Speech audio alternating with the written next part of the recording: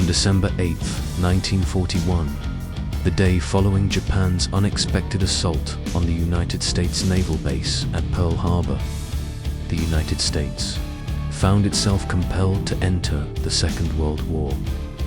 This raises the question of how a nation with such a significant population had so few military forces prepared for deployment. This episode examines the size of the American Land Army during World War II and the extent to which it was required to support the Allied powers. President Franklin D. Roosevelt's stance increasingly aligned with that of the Allies, prompting him to advocate for several legislative changes in the years preceding America's entry into the conflict. Among these changes was the conscription of all able-bodied men aged 21 to 35 into military service, resulting in over 1 million men joining the Army in 1940. Additionally, the Lend-Lease Agreement, signed in the spring of 1941, enabled Roosevelt to initiate the shipment of military supplies to Britain, including weapons, tanks, clothing, and food, across the perilous waters of the Atlantic Ocean. While this may have appeared to be a benign exchange, the Lend-Lease Agreement provided Roosevelt with a justification to ramp up military production within the United States. This surge in production not only aided the US economy in recovering from the Great Depression, but also bolstered morale in the West, leading to a significant rise in enlistment rates in the subsequent years.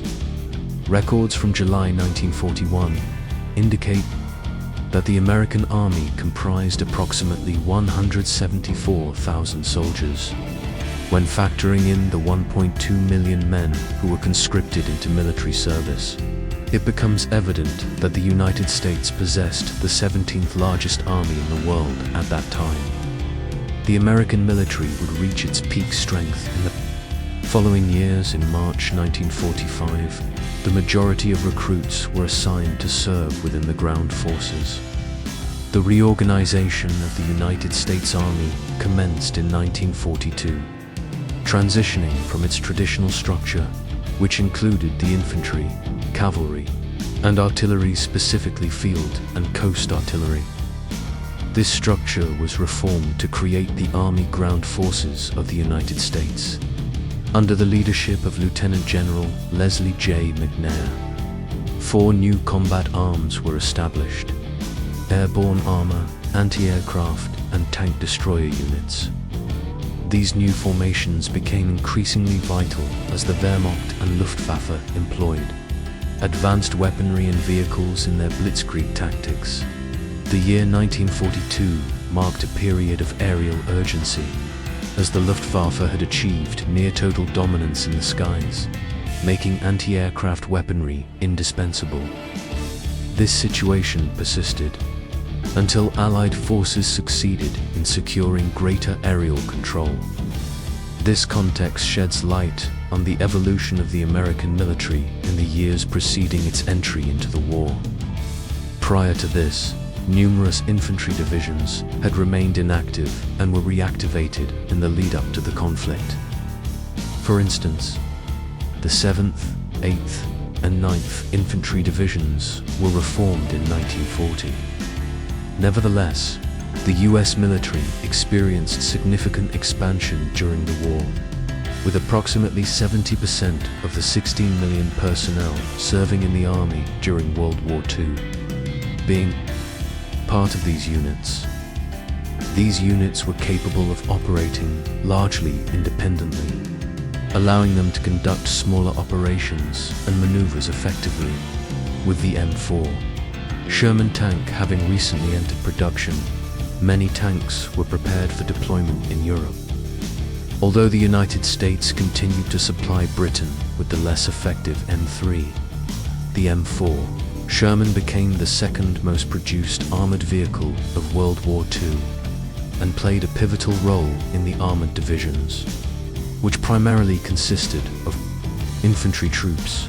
The US Army was organized in conjunction with the Air Force. The Navy operated as an independent branch throughout the conflict, while the Army's ground forces including infantry and armored divisions, comprised approximately 4,400,000 personnel. The Army Service Forces provided essential support, including engineers, specialists, medics, and military police. By the spring of 1942, the United States was adequately prepared for warfare. Modifications had been implemented in the equipment of ground forces, primarily aimed at reducing production costs and minimizing shipping expenses. With over 90% of enlisted soldiers engaged in overseas operations, American troops were being deployed to the European front, while numerous battles occurred in the Pacific Theater. From December 8, 1941 to May 6, 1942, the Japanese executed their Bataan campaign, seeking to seize a crucial peninsula in the Philippines. General Douglas MacArthur, commanding the United States Army forces in the Far East, managed to resist. For several months, however, the Japanese 14th Imperial Army besieged the exhausted American and Filipino troops at Bataan, employing heavy artillery and naval assaults. Ultimately, MacArthur concluded that further resistance was futile and surrendered to Japan on April 9th. Although America's Marines and their Filipino allies could not maintain control of Bataan, this was not the sole setback for the United States in the war's early phases. Merely 2 days after the attack on Pearl Harbor, Guam fell to Japanese forces, while Wake Island faced continuous bombing and the deployment of Japanese task forces, leading to the surrender of American soldiers on December 23, 1941. Typically, an American soldier would remain in combat until sustaining an injury, at which point he would be removed from the battlefield. A fresh and healthy soldier would take the place of those who had fallen. Unlike the European allies, where there was no systematic rotation of troops, this meant that surviving soldiers would continue to serve until they were either injured or killed. The majority of the ground forces engaged in these island conflicts were Marines, trained for combat both on land and at sea. During this period, Japan and America conducted naval operations around the islands. In November 1942, American and British troops embarked on transports that entered the Mediterranean Sea, marking the commencement of Operation Torch. On the 8th, a assault was initiated, targeting North African territories controlled by Vichy France. Despite facing numerous challenges due to adverse weather and fierce enemy resistance, the operation ultimately concluded with the surrender of the region. Although Germany maintained a stringent naval blockade in European waters, the United States managed to transport troops to the front lines. Initially, the ground forces were predominantly European, but as American troops began to arrive and engage in combat, the momentum gradually shifted. In September 1943, the Allies initiated their invasion of Italy with the American Fifth Army.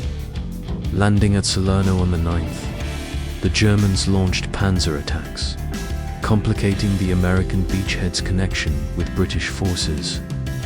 One of the most significant instances of American involvement in World War II occurred during the D-Day landings in 1944, codenamed Operation Overlord.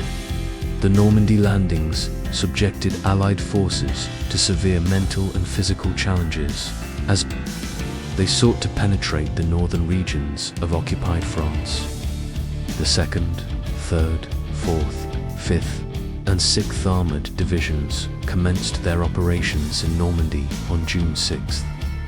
Deployed from amphibious landing craft, the following is an excerpt from a diary, an American soldier who participated in the Normandy landings observes a long line of flags fluttering over Cherbourg, which I assume is indeed Cherbourg.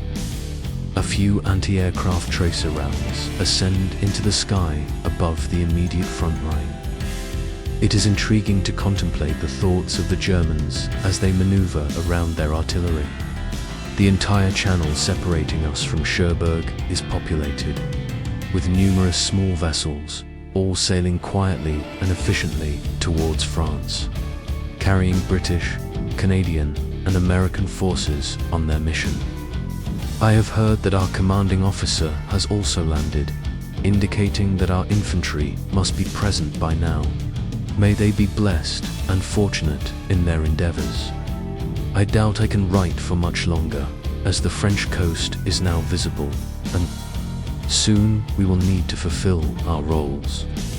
I must depart to search for the landing markers with my binoculars to confirm our designated landing points. So, my dear, onward we go. I know you are with me.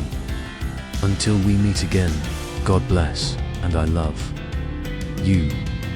With the American infantry and armored divisions having successfully landed in France, they advanced vigorously, gaining territory and pushing the Germans back.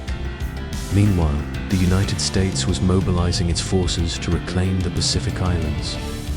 Lost at the onset of the war, Guam was retaken in 1944, while Wake Island capitulated in 1945. Additionally, American troops launched an assault on the Bataan Peninsula during the campaign to reclaim it, which spanned from January 31st to February 21st. Ultimately, America compelled Japan to surrender following the deployment of their groundbreaking new weapon. The atomic bombings of Hiroshima and Nagasaki resulted in over 300,000 military casualties in the Pacific Theater alone. Among these, more than 111,000 American combatants were either killed or reported missing, while an additional 253,000 sustained injuries, as noted by the Pacific War Encyclopedia. Furthermore, 21,580 individuals were captured as prisoners of war. The contributions of us ground forces were instrumental in securing the Allied victory during World War II. We appreciate your viewership. Please consider subscribing to our channel and activating the notification bell to receive updates on new video uploads. We welcome your suggestions in the comments regarding future content, as we are eager to hear your ideas for upcoming videos.